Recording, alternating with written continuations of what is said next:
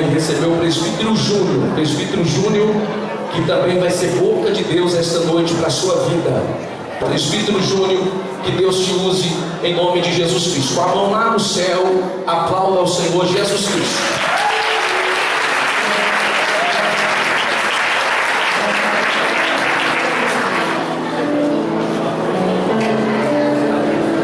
Queridos, boa noite a todos. Que a paz do nosso Senhor possa estar em teu coração. Que a paz do nosso Senhor possa estar em teu coração nesta noite. Amém? Abra sua Bíblia comigo. Segundo livro do profeta Samuel.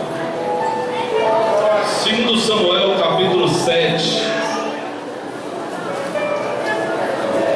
Palavra rápida, simples, objetiva, mas eu creio que Deus falará ao teu coração nessa noite.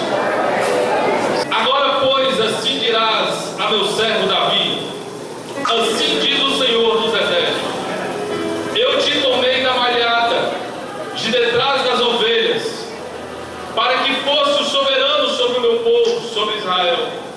Eu fui contigo por onde quer que fosse, destruí todos os teus inimigos diante de ti, e te fiz grande o teu nome, como o nome dos grandes que há entre a terra. Pode fechar a sua Bíblia. Quando lemos um texto como esse, no segundo livro do profeta Samuel, logo nos deparamos com a história de Davi, Deus dizendo que ele o tirou por detrás das malhadas, por detrás das ovelhas. E quando vemos a palavra do Senhor, quando ouvimos falar sobre esse grande homem que foi Davi, logo pensamos que não tem mais novidade para tirar desse homem. Não tem mais, porque se ele não é o mais pregado, é um dos mais pregados entre todos os pregadores. Se ele não é o conhecido, o mais conhecido, ele é um dos mais conhecidos da Bíblia. E nós falamos muito a respeito de Davi, mas o fato de falar muito a respeito de Davi não significa que não haja mais nada para se falar, porque muito pouco se conhece sobre a vida de Davi. O fato de falarmos muito a teu respeito não diz que conhecemos tudo da sua vida. Quantos conseguem me ouvir? Diz amém. O fato de falarem muito a teu respeito não significa que já conhece tudo da tua vida. Quem consegue me entender? Diz amém.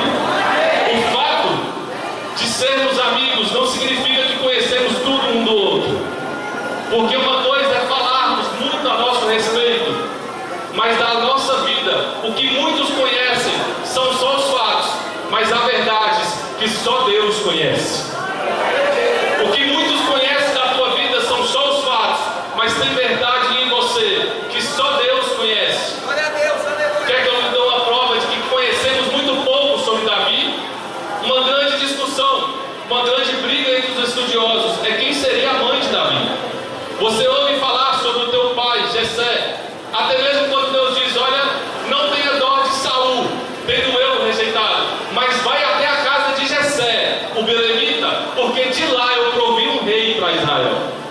E ouvimos falar sobre o pai de Davi, sobre Jessé, mas a briga em saber quem foi a sua mãe. Alguns dizem que foi uma mulher chamada Netzebete, e defendem que essa mulher era uma mulher que foi um caso extraconjugal com seu pai Jessé. Outros já dizem que a sua mãe é uma mulher que a Bíblia chama de Naás. E citar aqui alguns livros históricos, citar aqui alguns estudiosos, seria fácil e você deveria e teria que me aceitar, porque aqui todos nós sabemos que Davi é chamado de um homem segundo o coração de Deus. Ele é chamado o homem segundo o coração de Deus. E Deus nunca disse isso, pelo menos não está registrado na Bíblia. O único livro que registra é um livro histórico, que chamamos de Atos dos Apóstolos. Então, se duvidamos da história, também tem que duvidar da autenticidade desse livro, porque Atos dos Apóstolos não é um livro doutrinário, e sim um livro histórico, mas nós cremos nele. Então, por isso, temos que crer também em parte da história. E aí existe uma grande briga: quem foi a mãe desse Davi? Qual é a origem desse homem? Mas de uma coisa nós podemos afirmar: em uma coisa não há discussão e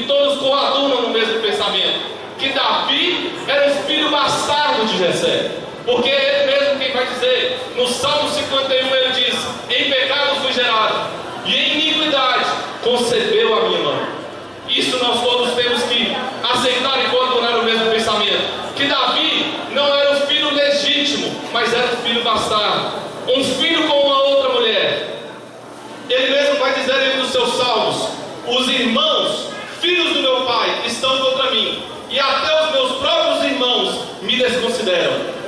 Ele estava querendo dizer: eu tenho irmão por parte de pai, e eu tenho irmão por parte de mãe. Ele faz questão de dizer nos salmos: até os irmãos por parte de pai, os irmãos que são da parte do meu pai, me desconsideram. E quando nós lemos essa história, nós sabemos que Davi era alguém rejeitado pelos seus irmãos. Era alguém que não tinha lugar entre os seus irmãos. Até mesmo quando ele aparece, quando os seus irmãos estão esperando alguém para enfrentar o gigante, ele diz: o que você veio fazer aqui? Eles não conseguiam aceitar o seu próprio irmão. E o que uma palavra dessa tem a ver com avivamento? Estamos no congresso de avivamento e missões. Para que haja um grande avivamento na igreja, temos que aprender a viver como os irmãos. Para que haja avivamento na igreja, temos que aprender a viver e conviver com os irmãos. Que não são irmãos por parte de pai, não são irmãos por parte de mãe, mas somos irmãos, não por sangue, mas pelo sangue de Jesus, que nos comprou e nos tornou como irmãos de um só Pai espiritual. Obrigado, pastor. Davi está enfrentando agora uma das suas piores experiências, porque os seus próprios irmãos vão fazer uma brincadeira de mau gosto com ele, tentar afogar Davi. Você não leu, talvez você não conhece a história, porque você não leu o Salmo 69. Ele diz assim: olha, socorre-me, Senhor, porque até minha alma está afogada nas águas.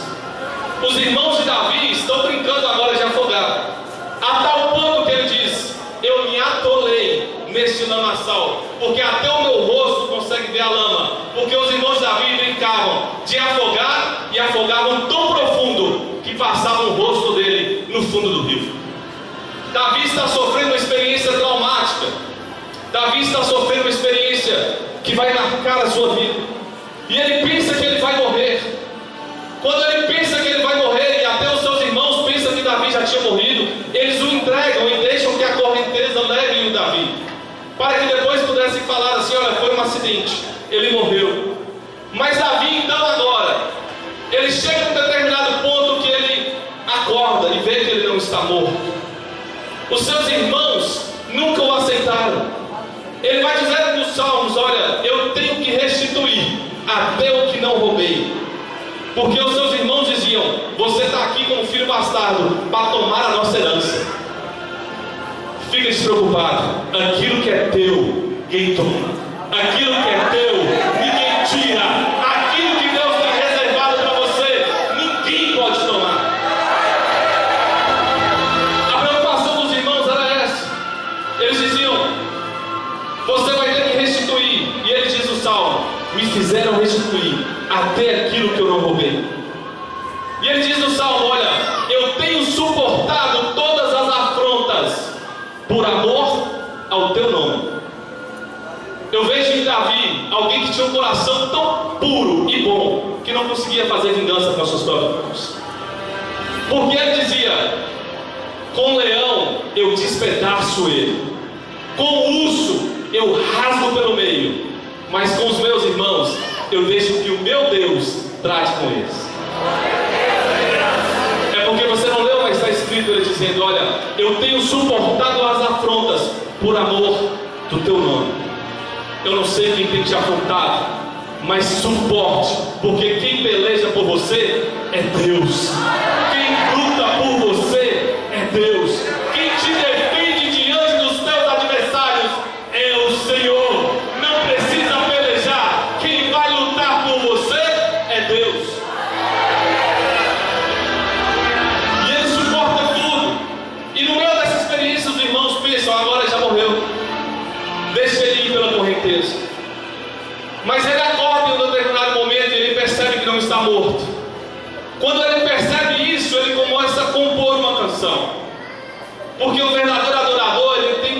capacidade de compor as suas melhores histórias até nos momentos mais difíceis da sua vida. Você não conseguiu entender? Um verdadeiro adorador, até na adversidade, ele consegue adorar a Deus. Um verdadeiro adorador, até nos momentos mais difíceis, ele consegue tirar uma canção dos seus lábios e engrandecer o nome do Senhor. Eu penso que se nós teremos compositores como Davi, que os seus hinos são pura adoração, e ele começa a escrever, e ele diz assim: o Senhor é o meu pastor e não tem me faltado.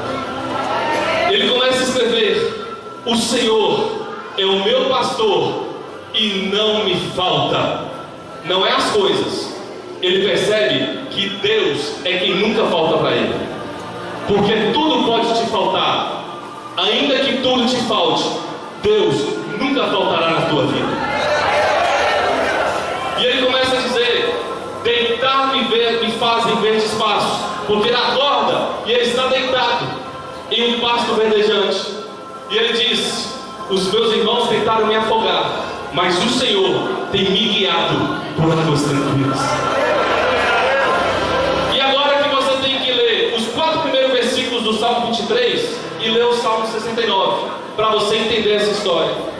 Depois que você lê o Salmo 69, você volta e ouve ele dizer assim: olha, ainda que eu ande pelo vale da sombra e da morte, ainda que tentem me afogar, ainda que tentem me matar, ainda que tentem acabar com a minha vida, eu não temerei, eu não temerei, eu não terei medo algum, porque tu estás comigo, porque eu sei que o Senhor está presente.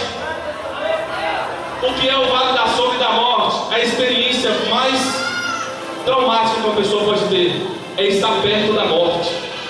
Se você conversa com alguém que sofreu um acidente muito grande, ela vai dizer assim: eu estava desacordado, parece que eu senti o meu espírito querendo sair de dentro do meu corpo, a minha alma querendo sair, eu via tudo escuro e depois eu voltei.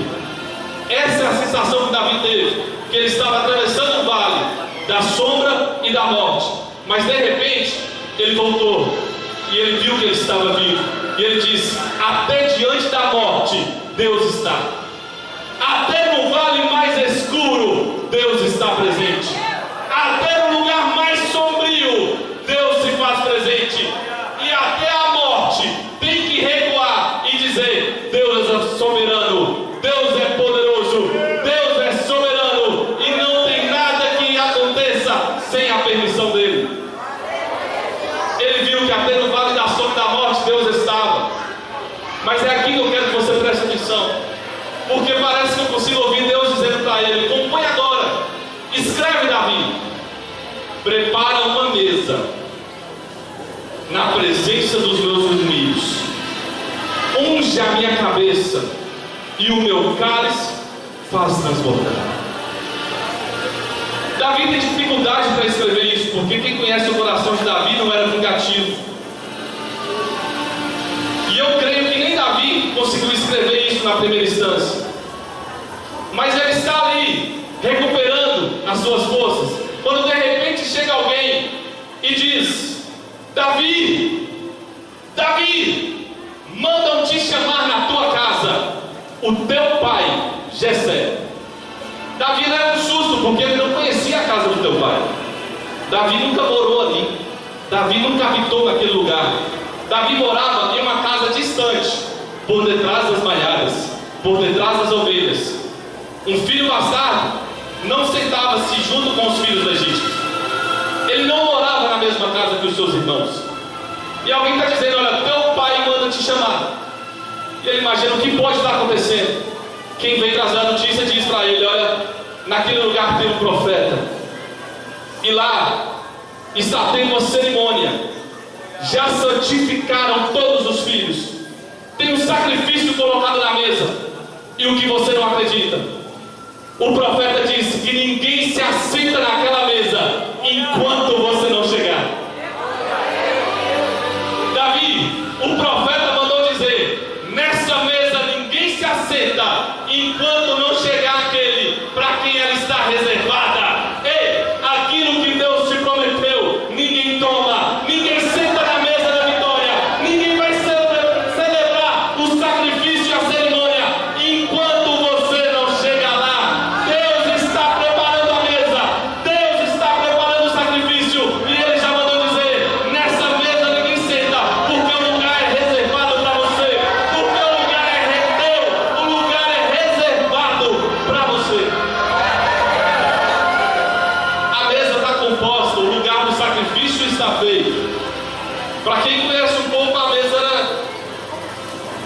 cabrito que deveria ser sacrificado.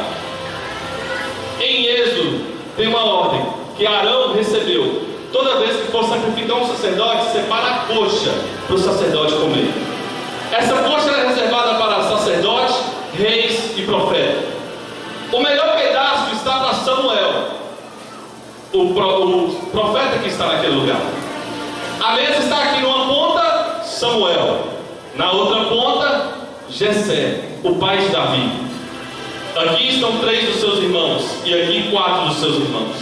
Aqueles o qual fez passar diante do profeta Eliabe, Abinadab, Samar. Mas Deus disse: não atente para a aparência, porque você está olhando só o exterior, eu estou olhando o coração.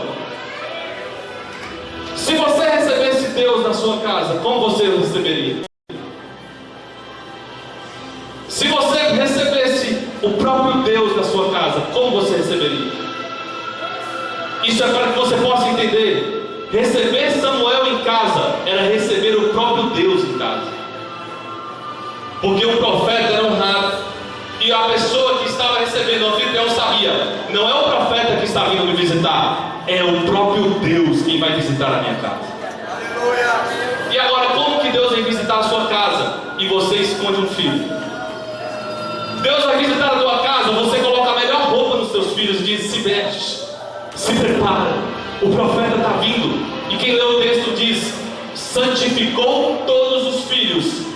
Então Samuel santificou os 7, mas tinha um lá que foi esquecido, tinha um lá que foi deixado para trás. Eu não sei se você lembra da profecia, mas o que fala um pouquinho da genealogia de Davi é o livro de Ruth, que diz que Boaz gerou Obed, Obed gerou Jessé, e Jessé, pai de Davi. Quando você lê a história de Boaz, tem uma mulher chamada Ruth. Boaz está ali, encontrou a mulher no campo e diz: o que você está fazendo aqui? Mas ela acha misericórdia diante dele, e ela diz: colhendo espigas de cevada. E ele dá uma ordem, e ele diz: vai deixando algumas espigas para trás, para que ela possa vir colhendo. Ei, era uma profecia que Ruth estava fazendo, eu sabia. A espiga de cevada deixada para trás era Davi. O pai dele o esqueceu, mas Deus vinha colhendo. Os homens esqueceram, mas Deus vinha levantando. Os homens deixaram para trás, mas Deus vinha apanhando e disse: nenhum desses eu quero, mas tem um deixado para trás, ruivo, desprezível, de gentil presença, que ele sim será consagrado ao Senhor. Se você está no campo do esquecimento, não fique angustiado no teu coração. Deus vai te colher nessa noite. Deus não vai te deixar para trás, mas você é a espiga de cevada que Deus vai levantar neste lugar. Agora chega Davi, e ele se depara com aquilo mesmo que ele tinha composto. Mesa preparada, sacrifício na mesa, cheio de taças contendo vinho, mas tinha uma taça naquele lugar que estava vazia, a do profeta. Porque ele era um nazireu, não podia tomar vinho, suco de uva, comer uva, bagaço de uva, nem uva passa. Ele não podia ter nenhum contato com uva.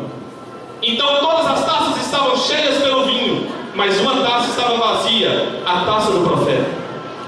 Quando não tinha lugar para ele na mesa, o profeta entende que chegou um tempo agora de levantar um rei para Israel, e ele dá o seu próprio lugar e diz: é o lugar reservado para você. Quando nós temos humildade, capacidade de entender o chamado, Deus coloca o coração de um homem para reconhecer o lugar que você tem.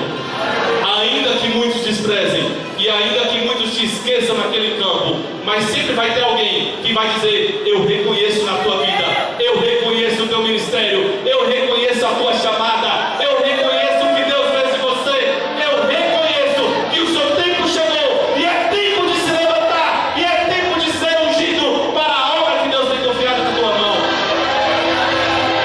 Pode aplaudir mais forte.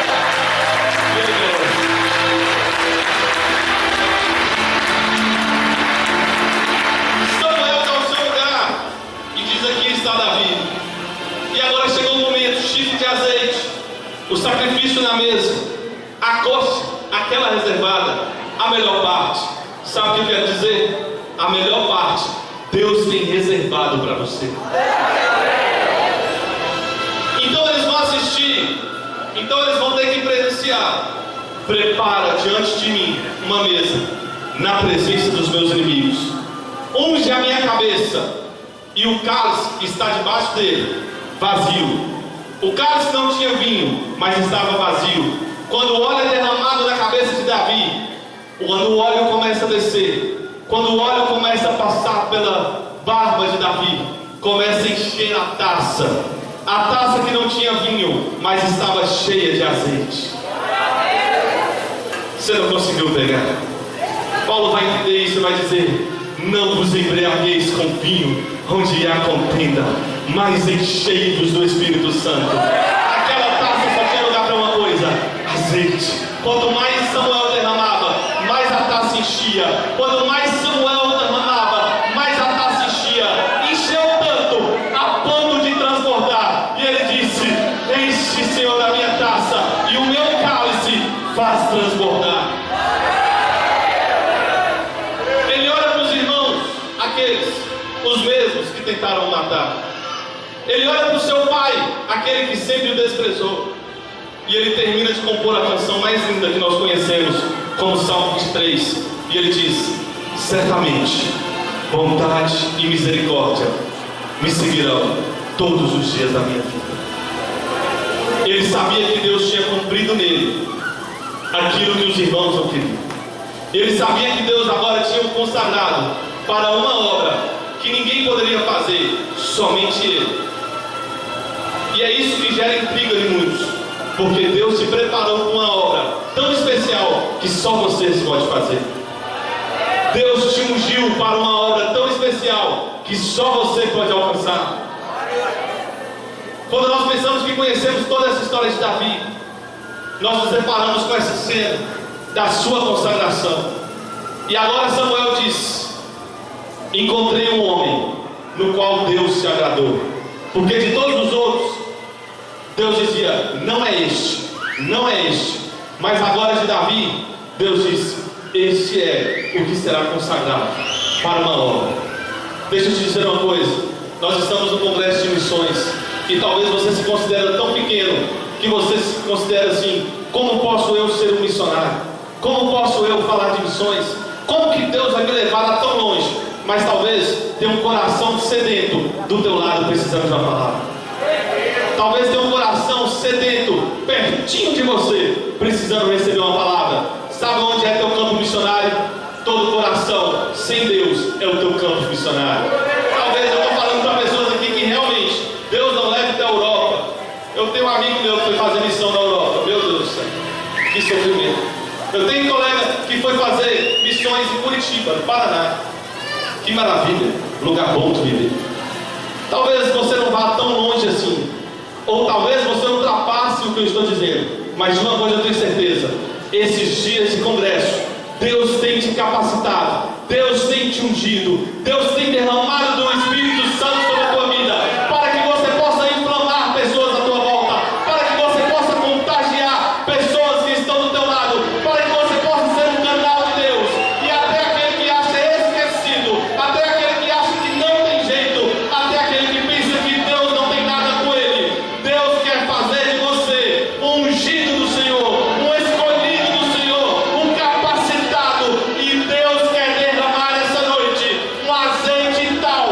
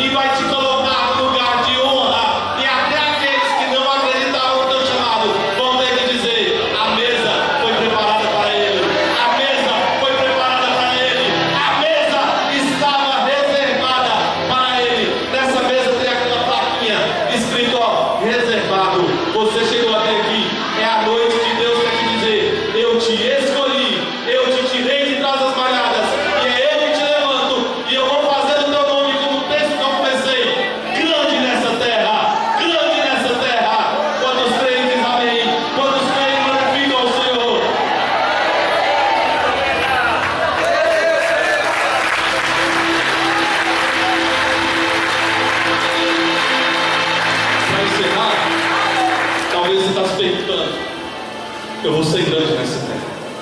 Eu vou ser grande nessa terra. Quantos querem ser grandes? Jesus diz que conheceu um homem que para ele, nascido de mulher, não tinha maior. João Batista. E ele disse, olha, é o maior homem que eu já conheci, nascido de mulher. Mas o nosso problema é que só lemos metade do versículo. Que a outra parte diz assim, ó, mas o menor no reino do céu será maior do que João Batista. Quer ser grande? Quer ser grande? Eu quero. Quantos querem ser grandes? E eu encerro aqui. Seja o menor. O segredo de ser grande nessa terra é ser o menor diante de Deus. O segredo de crescer nessa terra é ser servo diante de todos. O segredo de ser o maior nessa terra é ser o menor, a ponto de dizer, João Batista é grande, mas o menor no reino do céu é maior do que João Batista. Quer ser grande? Seja menor. Amém? As palmas louvem ao Senhor.